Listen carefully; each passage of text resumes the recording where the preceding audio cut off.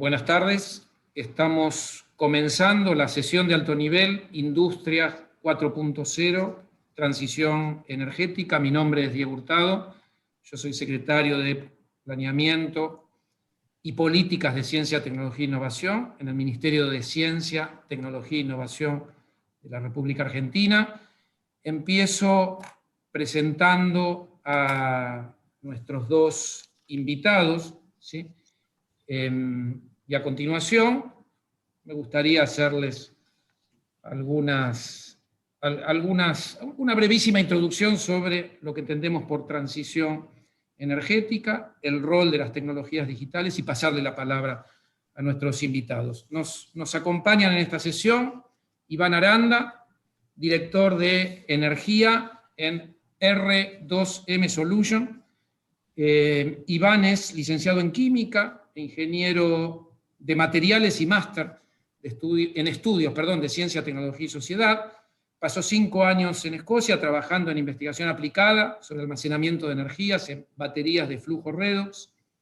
Entre 2009 y 2014 trabajó para la empresa Yacimientos de Litio Bolivianos en el diseño e implementación de una planta de baterías de iones de litio. Hay acá algunas especificaciones técnicas, pero no esas, después lo podemos conversar. Desde 2014 se enfocó en apoyar proyectos de innovación para empresas europeas y organismos públicos. Iván es actualmente director de energía, como dije al comienzo, ¿no?, de la empresa R2M Solution. Está hoy involucrado en varios proyectos europeos relacionados con redes inteligentes, almacenamiento energético, flexibilidad, agregación de demanda. Bueno, y está impulsando el desarrollo del modelo de comunidades energéticas en España. Gracias, Iván, por acompañarnos. Digo un par de palabras sobre el CV, los antecedentes de Eduardo Borkin. Eduardo es doctor en Ingeniería Mecánica en el MIT, en el Instituto de Tecnología de Massachusetts. Tiene un máster en Ingeniería Mecánica y es también en el MIT, y es ingeniero originalmente de la Facultad de Ingeniería en la Universidad de Buenos Aires. Actualmente es presidente de la empresa ITEC.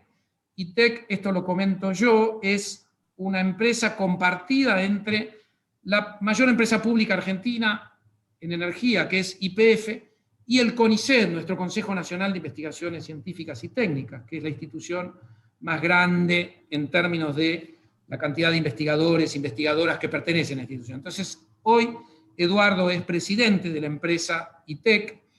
Es profesor titular de Mecánica Computacional en la Facultad de Ingeniería de la Universidad de Buenos Aires. Tiene una gran lista de premios, yo voy a leer algunos. Es premio Bernardo Husay a su trayectoria del año 2013. 2 veces obtuvo el premio de la Fundación Conex en Ciencia y Tecnología para la Argentina. Es uno de los premios más destacados, igual que el premio Husay, ¿no? Probablemente el premio Husay sea la mayor distinción que tiene nuestro país. Dejo algunos otros premios, paso directamente a su producción. Tiene 3 libros publicados, más de 50 publicaciones en revistas internacionales con referatos y muchas otras publicaciones de otros registros vinculados a eventos, conferencias internacionales, etc. Gracias entonces también, Eduardo. De nuevo, gracias, Iván. Déjenme entonces hacer una brevísima introducción. Tenemos 45 minutos de lo que es esta sesión. Nos vamos a dedicar a la necesidad, del impacto, la demanda de la industria 4.0, de las tecnologías digitales en la transición energética. Ustedes saben que hoy la transición energética, acompañada por las tecnologías digitales, es el gran desafío y, por otro lado, la gran esperanza que enfrenta un capitalismo global que en varios aspectos se encuentra en crisis. Una economista hoy muy renombrada, Mariana Mazzucato, habla de una triple crisis del capitalismo para referirse a una crisis financiera, económico-financiera, una crisis vinculada al ambiente, lo que llamamos calentamiento global o cambio climático, y una crisis sanitaria vinculada a la pandemia. En este escenario, se espera poder generar, a partir de lo que puede impulsar, traccionar en términos industriales, en términos de cambio tecnológico, como se dice, el rejuvenecimiento del capitalismo, a partir de las tecnologías, a partir de la transición energética acompañada de las tecnologías digitales. Dicho esto, entonces les comento como tema disparador, frente a este escenario global que está difundiendo como la gran esperanza para rejuvenecer el capitalismo, este proceso doble de transición energética acompañado de tecnologías digitales, ¿cómo ven Iván y Eduardo? Si les parece, solo para poner un orden, empezamos por Iván y después le pasamos la palabra a Eduardo. ¿Cómo ven esta agenda de transición energética para América Latina, por un lado, y en segunda instancia, pensando en la importancia del litio para países como Chile, Bolivia y Argentina, ¿sí? ¿Cómo insertarían el problema del litio, la cadena de valor del litio en nuestros países? Te paso entonces la palabra, Iván. Vale, bueno, muchas gracias, Diego. En primer lugar, quisiera agradecer a CILAC por la invitación y, bueno, manifestar el honor que supone para mí el estar presente en esta mesa con Eduardo para dialogar, ¿no? Un persona de tantísimo nivel, ¿no? Bueno, un poco al tema a lo que comentas, ¿no? Bueno, sí, efectivamente, la transición ecológica, bueno, eso es ni que decir tiene, que implica un enorme reto para todos los países, es un reto de índole global, ¿no? El calentamiento está afectando a todos los rincones de la Tierra. Una cosa que has comentado muy importante, y creo que esto es, efectivamente, hay que entenderlo como una refundación del capitalismo, ¿no? Para bien y para mal, ¿no? Esto lo que abre es una ventana de oportunidad para que efectivamente esta refundación nos lleve a bueno, pues quizá por decirlo de alguna forma, un capitalismo más amable, ¿no? Y esperemos que sea así, ¿no? Lo cual tampoco es, por otra parte, no es claro ni es que vaya a ocurrir así. Es decir, eso es un camino por recorrer, ¿no? Entonces, bueno, creo que es importante este elemento de que la transición ecológica abre unas grietas por las cuales se pueden penetrar otras lógicas diferentes y avanzar hacia, bueno, pues una transición que en definitiva sea más justa, ¿no?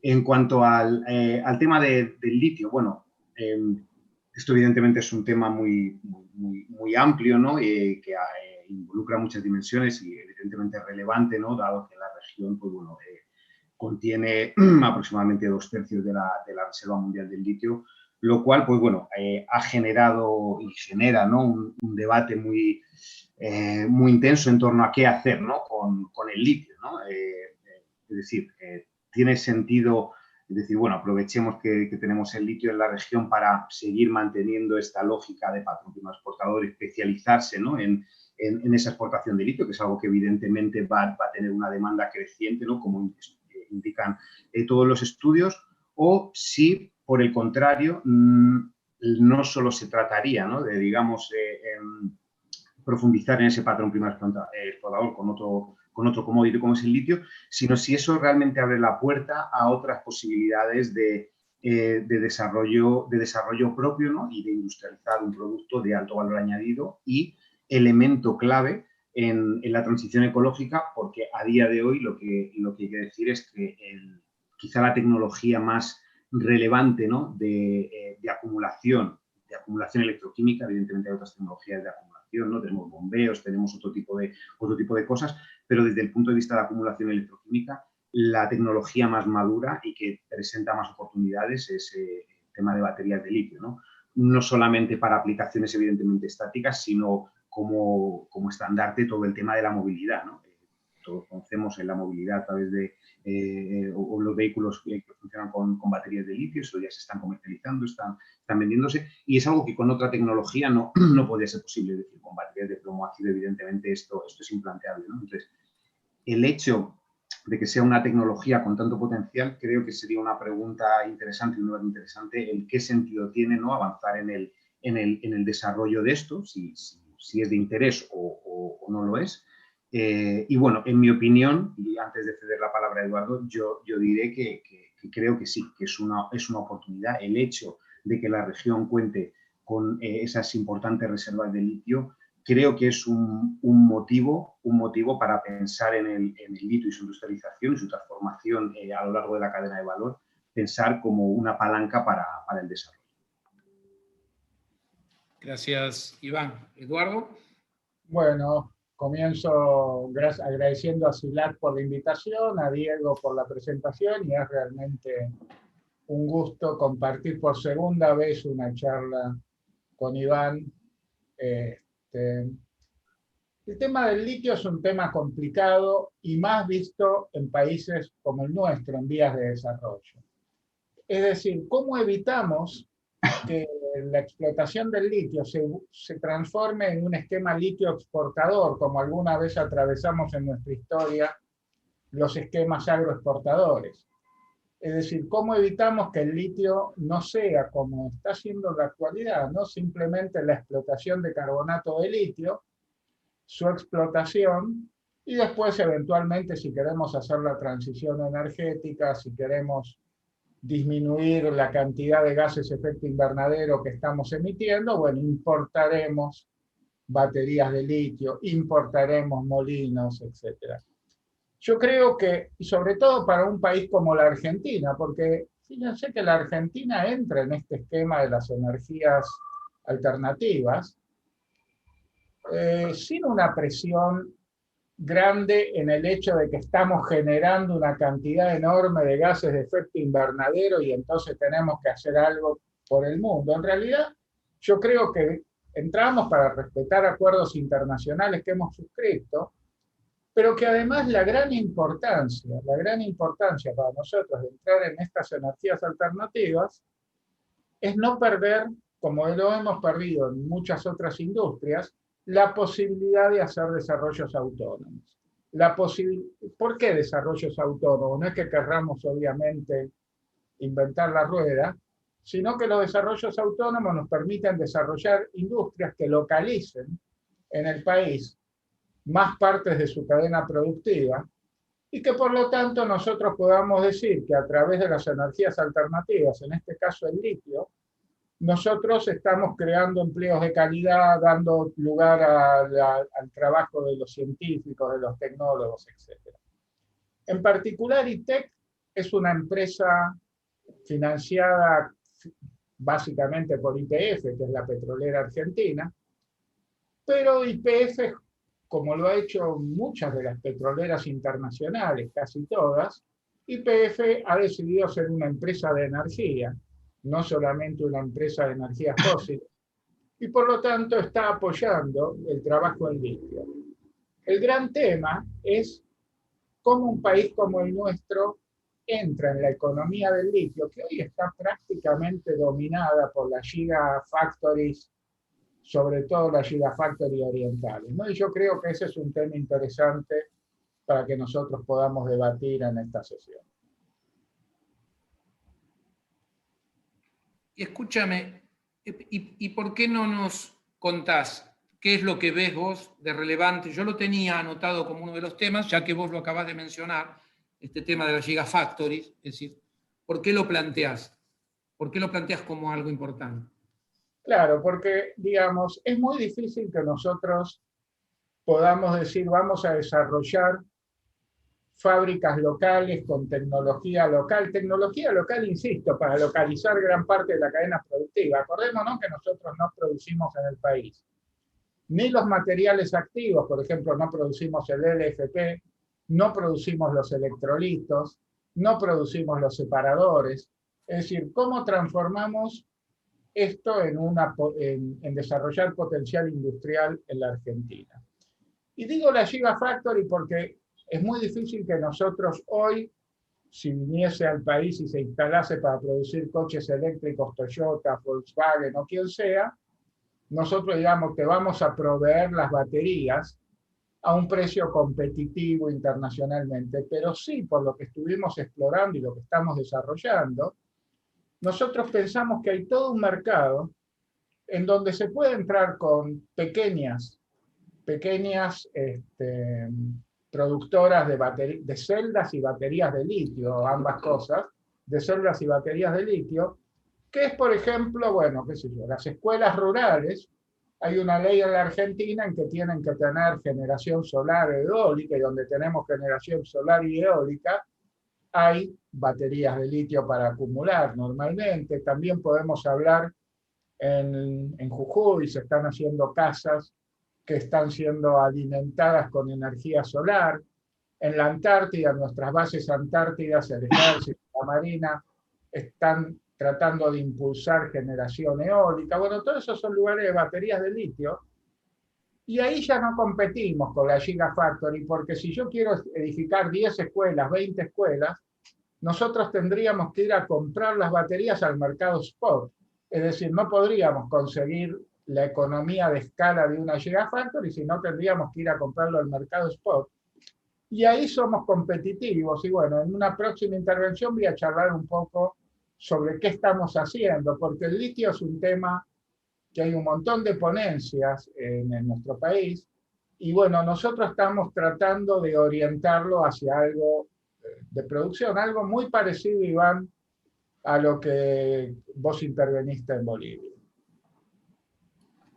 Excelente, muchas gracias, Eduardo. A ver, solo para marcar una lógica en esta reunión, arrancamos por litio. Me gustaría, si les parece bien, seguir con el tema de hidrógeno, porque son dos temas de agenda que hoy están muy vigentes en nuestros países, y después, si les parece, ir a temas un poco más amplios. La verdad, yo preferí comenzar por litio e hidrógeno para que estos temas no se nos pierdan después, y después pasamos al escenario, ¿sí? Entonces, si les parece, me parece que es un buen primer planteo respecto del lugar del litio en aquellos países de América Latina que hoy tienen litio, donde las dificultades claramente están en cómo llevar el mineral, ¿no?, a cómo generar una cadena de valor agregado con capacidades locales, ¿no? Es decir, con instituciones y empresas locales. Ese parece ser el gran desafío, y ahí es donde aparecen las distintas estrategias. Hablemos unos minutos del tema hidrógeno. ¿Cómo ven el hidrógeno, el rol del hidrógeno en la transición energética? Se habla de hidrógeno gris, azul y verde. ¿Cómo ven a América Latina qué papel podría jugar la región en una transición energética que pueda incorporar como variable al hidrógeno? Te paso, Iván, si te parece. Vale. Bueno, solamente antes de entrar en eso, simplemente, si me permites, un comentario respecto al tema de las gigafactorías, ¿no? Y luego lo engancho directamente, un par de comentarios rápidos. Quería retomar la parte del desarrollo autónomo que ha dicho Eduardo. Creo que eso es fundamental, y el tema es que las gigafactorías, además de todo lo que él ha comentado, implica cuál es el rol de los profesionales locales, ¿no? Una gigafactoría es una infraestructura altamente compleja, robotizada, ¿no?, para poder alcanzar esas escalas de producción, y al final eso, digamos que choca de alguna forma con las posibilidades del desarrollo autónomo. Y quiero decir eso por una parte. Y luego otro comentario que quería hacer es que coincido totalmente en esas alternativas que hay, y que las factorías de una dimensión más pequeña abren otras posibilidades y abren otros mercados, ¿no? Y eso lleva a otro debate interesante, que es cuáles son las aplicaciones, ¿no?, del litio, es decir, baterías, ¿para qué, no? En un entorno, por ejemplo, como comentas, ¿no?, de electrificación rural, no es necesario tener baterías que están en la frontera del conocimiento, como se suele decir, ¿no?, en la frontera del estado del arte. Es decir, son tecnologías más, podemos decir, más modestas, pero no por modestas, no son funcionales a una determinada necesidad. Y esto es importante porque eso permite, de alguna forma, es la palanca para generar desarrollo propio, ¿no? Es decir, emplear tecnologías que están, digamos, de alguna forma acompasadas, ¿no?, o digamos, armonizadas con el desarrollo tecnológico nacional. Evidentemente, cuando no ha habido, es un sector que no se ha desarrollado, no ha habido inversiones intensas, como ha podido ver en Estados Unidos, en Japón o en China. Evidentemente no se puede pasar a hacer baterías en la frontera del conocimiento, pero sí se pueden desarrollar baterías que puedan ser con una tecnología no tan en la frontera del conocimiento, pero sí funcional para estas aplicaciones estáticas, ¿no?, como puede ser, como has comentado, electrificación rural y otro tipo de aplicaciones, que es un mercado gigantesco y que además puede servir para mitigar problemas realmente regionales, ¿no? O sea, es decir, la pregunta de ¿vendo baterías para usarlo en los coches no digamos de Tesla, ¿no?, pero digamos de Toyota o de otras marcas? ¿Ese es el objetivo, o el objetivo es digamos, desarrollar y producir baterías para solucionar un problema, por ejemplo, de pobreza energética, ¿no? Entonces, bueno, simplemente quería dejar ahí esa reflexión. Ahora sí, pasando a lo del tema del hidrógeno, bueno, evidentemente sí, es otro vector energético muy importante. Hay un debate muy intenso. Yo también, si me permitís que haga alguna referencia a Europa, porque es quizá lo que conozco más, ¿no?, de ese escenario, que igual también, pues bueno, puede servir de alguna forma para tener ese detalle, ¿no?, de qué está pasando aquí al otro lado del mundo, ¿no? Es una cosa, digamos, una apuesta relativamente novedosa, ¿no? Y esto lo digo porque me parece que es importante, ¿no? El hecho de que en Europa se está apostando por el hidrógeno en los últimos pocos años, ¿no? Digamos, una apuesta fuerte. Para que os hagáis una idea, en España ha publicado lo que ha venido a llamar la hoja de ruta del hidrógeno, se ha publicado a finales del año pasado, en noviembre del año pasado, ¿no? Y a nivel europeo, digamos, este desarrollo, ¿no?, de ese vector energético se lleva impulsando, ¿no? Cuando digo impulsarlo me refiero a desarrollar una política pública acompañada de financiamiento multimillonario en los últimos años, ¿no? Porque, bueno, se ha visto que la producción de hidrógeno verde, digamos, por cierto, hidrógeno verde se refiere a la producción de hidrógeno a partir de electrolisis y a partir de generación de fuentes renovables. Eso es lo que, digamos, se le llama hidrógeno verde. Entonces, bueno, esta propuesta de producción de hidrógeno, que como digo es relativamente reciente, es importante desde el punto de vista que trasladado a América Latina implica que el punto de partida en esa carrera hacia el hidrógeno se parte prácticamente desde el mismo punto. Creo que esto es importante, ¿no? Porque cuando se plantea desarrollar una determinada tecnología y competir eventualmente, porque al final va a haber una competición por quién vende ese hidrógeno, al final el hidrógeno tiene un costo de producción, va a tener un precio, ¿no? Entonces, en esa competencia, en esos mercados internacionales, eventualmente, el hecho de partir del mismo punto ofrece una posibilidad de posicionarse en ese mercado o en esa cadena de valor tan amplia y tan compleja desde el principio. Y creo que esto es un elemento importante. Dentro de los países de la región tengo entendido que, bueno, pues, Chile, ¿no?, tiene el eslogan de producir el hidrógeno verde más barato del mundo, ya ha dado varios pasos, ¿no?, a través de la Asociación del Hidrógeno de Chile. También países como Perú o México también están involucrados en esto del desarrollo del hidrógeno, y creo que es un buen momento para plantear una política pública en serio de avanzar en esta dirección. Y luego comento, si queréis, un poco más sobre estas cuestiones de cuál es la hoja de ruta hasta llegar al hidrógeno verde, que también es importante. Pero antes, no quiero abarcar. Gracias, Iván. Sí, nos corren los minutos y la sensación es que apenas vamos a poder rascar un poquito de la superficie, ¿no?, de este tema. Le paso la palabra entonces a Eduardo. El tema del hidrógeno es un tema que abre un montón de perspectivas en diferentes industrias, en diferentes aplicaciones. Digamos, históricamente, nuestro país hace 15 años atrás construyó en Santa Cruz, en Pico Truncado, una planta de hidrógeno verde.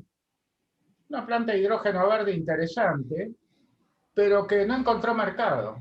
Es decir, teníamos la energía eólica, teníamos los molinos, estaba la planta, pero no encontró mercado. Es decir, el primer tema a discutir es dónde ponemos el hidrógeno, qué es lo que convertimos a hidrógeno. Y yo diría que en la transición, cuando estamos pasando a comenzar a utilizar hidrógeno, no debiéramos preocuparnos mucho el color del hidrógeno. Es decir, nosotros queremos evolucionar el hidrógeno verde, pero en los primeros pilotos, en las primeras pruebas industriales que hagamos, yo diría que empecemos a ver dónde podemos aplicar el hidrógeno.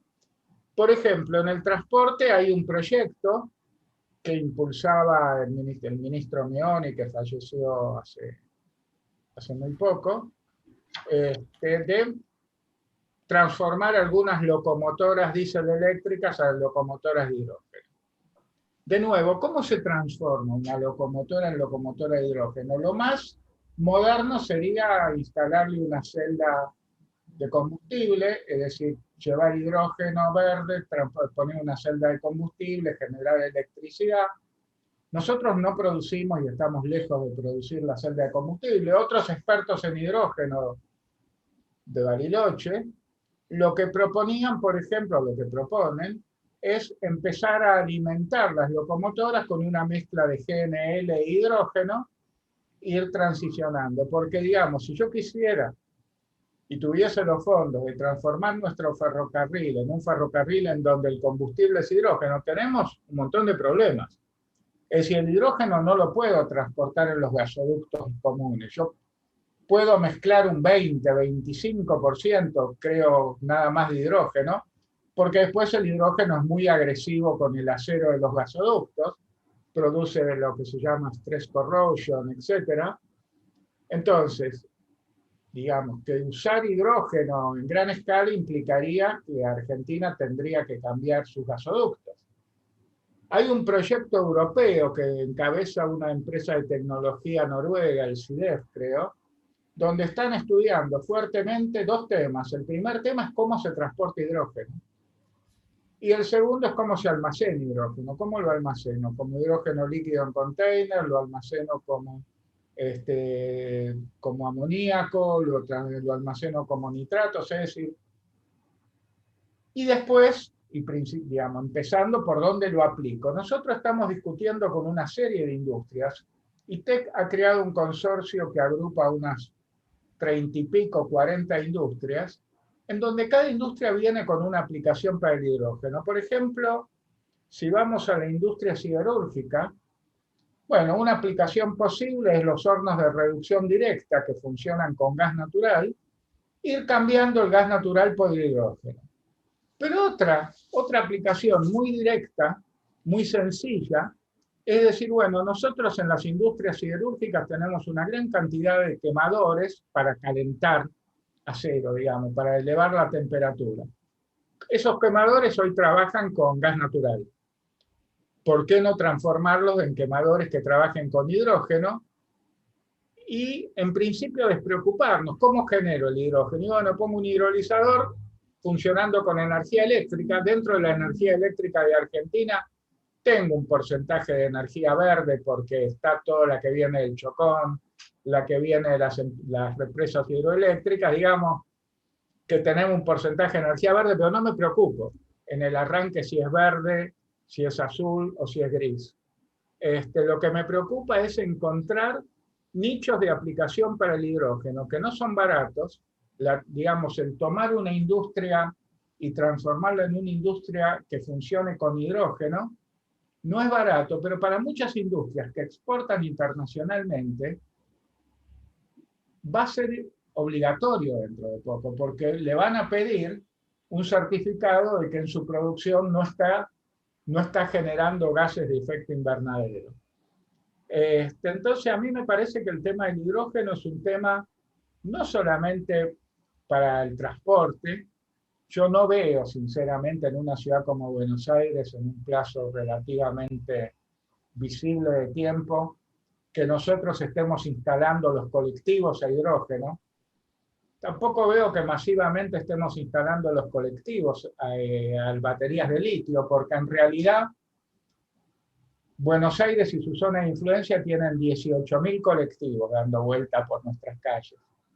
Si yo pienso que a la noche voy a cargar la mitad de ellos, 9.000 colectivos, y los voy a enchufar a la red eléctrica de Buenos Aires, la red eléctrica de Buenos Aires va a ser eclosión, es una red que siempre está haciendo equilibrio entre seguir de pie o caerse, que son los grandes problemas que tenemos que solucionar. Si digo que funcione hidrógeno, tendría que llevar a cada terminal de colectivo container con hidrógeno, es decir, sí lo veo en ciertas industrias que queman mucho combustibles fósiles, el comenzar una transición hacia el hidrógeno y siendo una transición, entre comillas, tranquila, es decir, una transición en que nosotros no exijamos de entrada que el hidrógeno sea verde, verde, verde, sino que vayamos transicionando al hidrógeno verde. Gracias, Eduardo. Yo quería avanzar, pero me parece que Iván, vos querías hablar del color del hidrógeno antes, ¿no? Que pasemos. Bueno, un poco por enlazar con lo que dice Eduardo, sí, yo estoy de acuerdo. Lo primero que ha comentado del tema de estas locomotoras, ¿no? Que sería muy bonito, ¿no? Locomotoras con celdas de combustible, igual nos movemos en el estado del arte, ¿no? En lo más innovador. De hecho, hace 2 años que se ha puesto a funcionar el primer tren que funciona con pila de combustible en Alemania. Entonces, pensar en querer transitar en esa dirección de creo, yo coincido que igual no es la mejor vía y que esta opción de mezclarlo con gas natural puede ser más conveniente y realmente un avance. Yo aquí creo que hay un punto importante para la reflexión, que es la cadena de valor del hidrógeno, igual que la del litio, es una cadena de valor muy compleja, y ahí yo creo que debería de estar la pregunta encima de la mesa, ¿no? De dónde posicionarse en la cadena de valor, ¿no? Es decir, cuál es el interés nacional, digamos, de avanzar en el tema del hidrógeno. O sea, es decir, evidentemente desde el lado de la demanda, entiendo que efectivamente tiene que haber sectores, ¿no? Identificarse sectores, no se tienen que crear, de hecho, tal vez, no lo sé, determinados sectores, industrias que sean consumidoras netas de hidrógeno, ¿no? Pues, un poco lo que has comentado, ¿no? Desde hacer conversión, ¿no?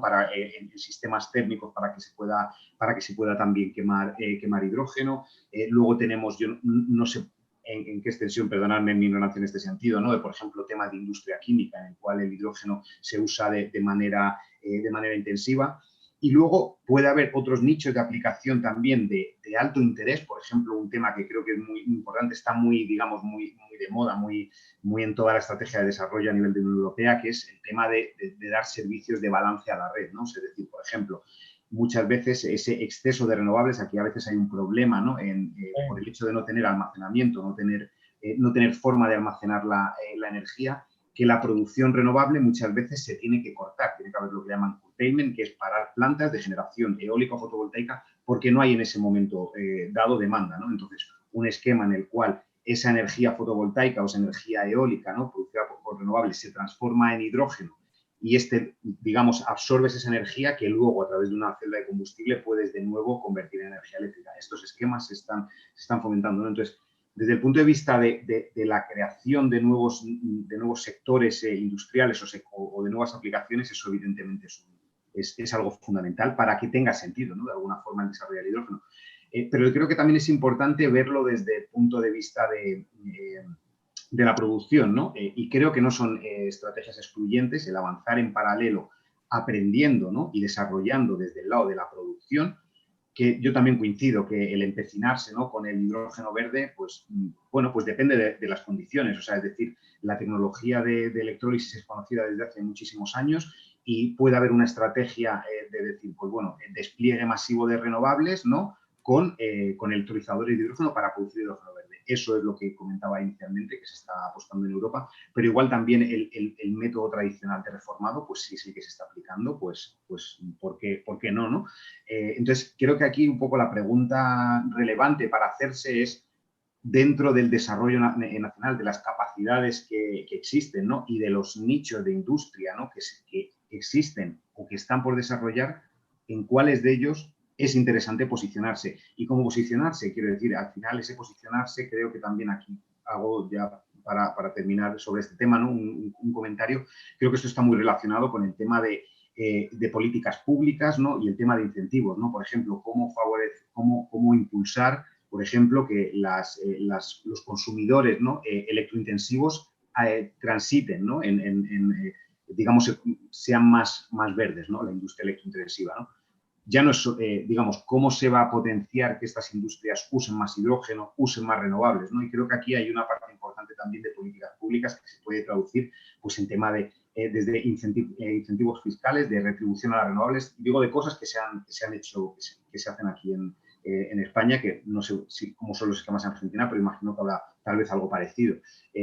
Pues desde reducciones de impuesto eléctrico, por ejemplo, una parte que también puede hacer que es otro problema adicional a esto, que es la competitividad propiamente de las industrias, ¿no? Cómo se ha abordado, por ejemplo, en España hay una cosa que se llama el Estatuto de las Industrias Electrointensivas, que suponen un paquete de medidas, pues reducciones de, por ejemplo, de los peajes de la red hasta un 90%, de no tener prácticamente que pagar peajes de red. Y, por ejemplo, proveer servicios de interrumpibilidad, ¿no? El permitir que las industrias puedan desconectar cargas, ¿no? Para aliviar las tensiones en el sistema eléctrico y tener reducciones por esto. Y, en contraprestación, las empresas que obtienen estos beneficios, ¿no? De alguna forma se comprometen a implementar este tipo de medidas, sea incorporación de hidrógeno, sea instalación de renovables, sea impulsar la economía circular o medidas en este sentido.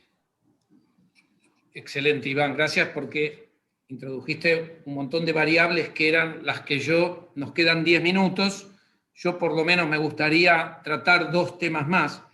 Primero, ver si a partir de esta charla enfocada más en 2 cuestiones muy particulares, que son litio por un lado e hidrógeno, podemos ahora tratar de hacer una síntesis con una mirada un poco más global, ¿no? Ahora pensemos la transición energética a partir de eólica, solar fotovoltaica y solar térmica, mareomotriz. Me interesa, aprovechamos que está Iván en España, y esto va para Iván en algún momento. Yo ahora le voy a pasar la palabra a Eduardo, pero después cuando te toque, Iván, ¿cómo se ve el tema nuclear hoy en Europa y en España? ¿Sí? Es parte de la transición energética, cómo está jugando, y finalmente la movilidad eléctrica o la movilidad sustentable, que es bastante más que la movilidad eléctrica, pero como un capítulo de la movilidad sustentable importante, la movilidad eléctrica. ¿Cómo ves, Eduardo, vos, como ventana, si realmente a mí usó una expresión, Iván, que me gustó mucho, una refundación, en esta idea de refundación del capitalismo en lugar de América Latina, y la transición como ventana de oportunidad? ¿Dónde ves las oportunidades? Bueno, a ver, en la industria automotriz nosotros comenzamos mal históricamente, es decir, nuestra industria automotriz localiza en el país 20, 25%, y estoy exagerando, del valor de un automóvil. Está claro que si nosotros pasamos a la industria automotriz con la electromovilidad, no vamos a modificar demasiado esa ecuación, es decir, no hay motivos para modificar demasiado esa ecuación. Entonces tenemos que ser muy cuidadosos, porque, insisto, el tema de la reconversión energética nos tiene que servir para desarrollar industria, tiene que ser una oportunidad de desarrollo. En el litio, hasta ahora lo que venimos haciendo es, digamos, el esquema típico litio exportador, agroexportador. Nosotros con otras instituciones, el Ministerio de Ciencia y Técnica, el Ministerio de Defensa, el CONICET, CITEDEF, la Universidad Nacional de La Plata, estamos desarrollando un consorcio para comenzar a fabricar en el país celdas y baterías de litio. ¿Cuál es el objetivo de esto? Claramente no es competir con nadie, sino, y usando las palabras de Jorge Sábato, que era un tecnólogo de mucha ascendencia en nuestro país, lo que él hablaba es de desagregar el paquete tecnológico, es decir, comenzar a manejar la tecnología de la producción de celdas y baterías, como el proyecto en el que vos interveniste, Iván, en Bolivia. ¿Cuánto va a producir esta planta, que va a estar localizada en La Plata? Esta planta va a producir alrededor de 6 megawatt hora por año. Para ponerlo en términos más tangibles, va a ser una planta que va a poder producir las baterías con las que equiparíamos, si ese fuese el destino de las baterías, 20 bases urbanos por año. Es decir, una planta pequeña, una planta para 20 bases urbanos, pero en realidad una mini planta apta para producir, digamos, las baterías necesarias para escuelas rurales, etcétera, etcétera, etcétera. En el tema del hidrógeno, yo estaba leyendo ayer o antes de ayer un paper que se publicó en el 2017 en una universidad alemana, que planteaban un esquema en el que nosotros, con los vientos de la Patagonia, producíamos hidrógeno, y ese hidrógeno lo exportábamos a Japón, que necesita de exportación de hidrógeno. Bueno, acá hay 2 problemas. El primero, bueno, que no es tan sencillo exportar hidrógeno, no es que vamos a las bodegas de carga de un barco y la llenamos de hidrógeno, pero segundo, yo me pregunto si es lo más inteligente que podemos usar con el hidrógeno. Es decir, un esquema exportador en donde básicamente voy a importar los molinos para producir la electricidad, voy a importar el equipamiento para hacer la electrólisis, voy a importar el equipamiento para exportar el hidrógeno, porque bueno, no estamos produciendo equipamiento para exportar el hidrógeno y vamos a exportar el hidrógeno. La ventaja es que va a haber, y en nuestro país lo necesita, un importante influjo de moneda dura, de dólares, pero vamos a estar de nuevo desarrollando las típicas actividades de los países exportadores de materia prima, es decir, vamos a volver a caer en la exportación de materias primas, y yo ahí diría que lo más importante para nuestro país en esta transición energética es poner el ojo sobre los molinos eólicos. Nosotros tuvimos una historia de producción de molinos eólicos de generación eólica, quiero decir, en el país, en Córdoba, en Mendoza, INVAP en Bariloche. Tenemos que poner el ojo también en la posibilidad de producir localmente generación voltaica o generación térmica a partir de la energía solar, y obviamente los vectores como pueden ser el litio y el hidrógeno. Yo creo que es para nuestro país las energías alternativas y sobre todo que hay muchas industrias interesadas en reemplazar energía fósil por energía alternativa por varios motivos. YPF para ocupar su lugar como proveedora de energía, lo mismo hizo históricamente British Petroleum, lo mismo hizo históricamente Total, lo mismo hizo históricamente Exxon.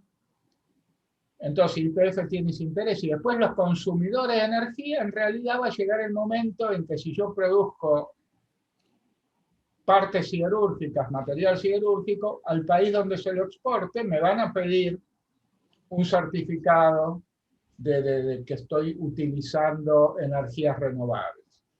Entonces, yo creo que... Nos quedan, discúlpame que te interrumpa, nos quedan solo 3 minutos, te Bueno, pido si vos... Sí, pero si podés cerrar tu idea, eso.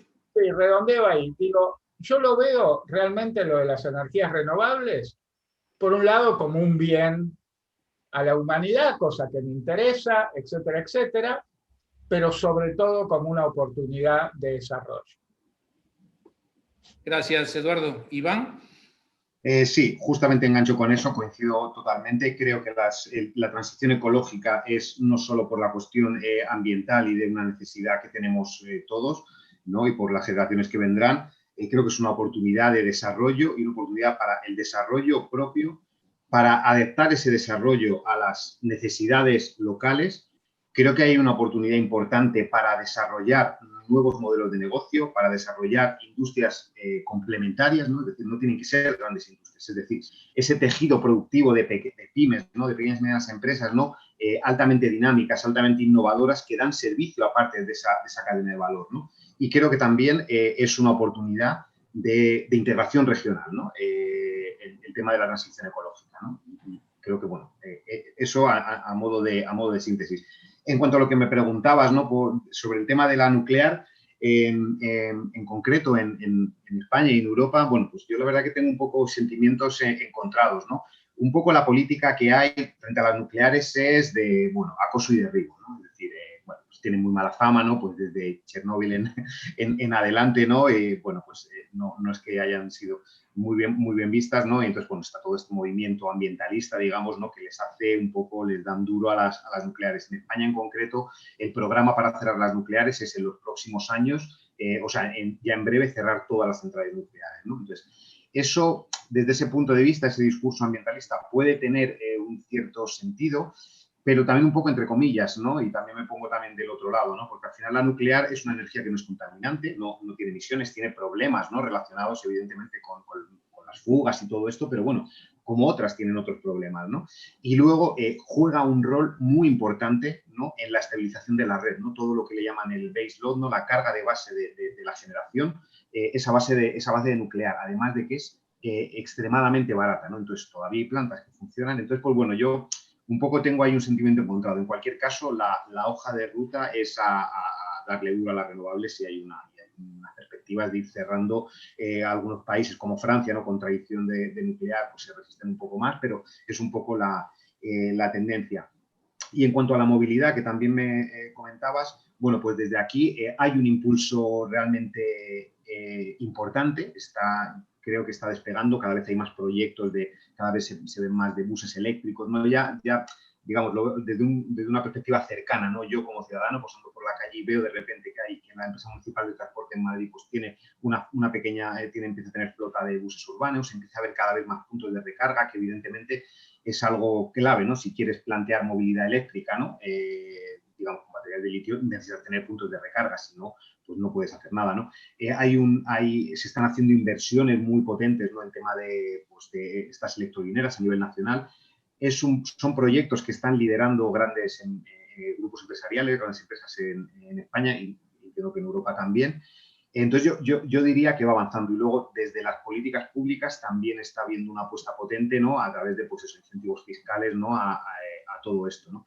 Entonces, bueno, es todavía algo incipiente, ¿no? Pero se va acercando, ¿no? O sea, es decir, creo que la tendencia va por ahí y creo que hay una apuesta firme hacia la movilidad eléctrica. Perfecto, excelente, Iván, muchísimas gracias. Yo no sé si les pasa a ustedes y si no sienten la respiración de los organizadores en la nuca, porque nos estamos pasando. Quiero cerrar entonces diciendo, primero agradeciéndoles a Iván, a Eduardo, sin proponérnoslo. Me parece que salió muy bien el contraste cuando Iván habla con un escenario europeo y cuando Eduardo habla con las preocupaciones propias de un país de la región, ¿no? Me parece que ahí hay un contraste interesante, digno de ser tenido muy en cuenta. Lo que está muy claro es que para América Latina, si somos capaces de generar las capacidades de gestión, de organización, organizacionales, institucionales, y logramos mantener estabilidad política y económica para nosotros como región, y con la colaboración regional imprescindible ahora en el campo tecnológico y científico, la transición energética supone políticas industriales, política energética, políticas de ciencia y tecnología, donde tenemos que poder ser capaces de coordinar estos tres componentes, ¿no? Me parece que ahí también hay un gran desafío. Bueno, les dejamos acá, les agradezco mucho de nuevo. Muchas gracias. Muchas gracias.